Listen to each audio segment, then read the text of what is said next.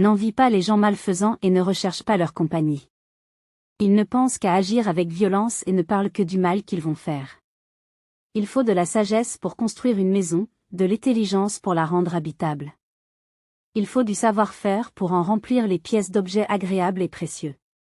La sagesse d'un homme fait sa force, l'expérience augmente son pouvoir.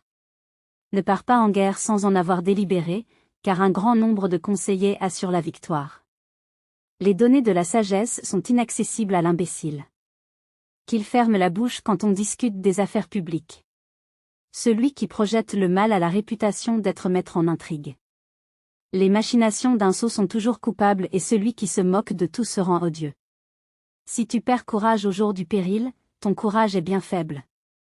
Efforce-toi de sauver les condamnés à mort, ceux que l'on traîne injustement au supplice. Si tu dis, je n'étais pas au courant, celui qui examine le fond du cœur sait ce qu'il en est. Il t'observe, il connaît tout, il juge chacun selon ses actes.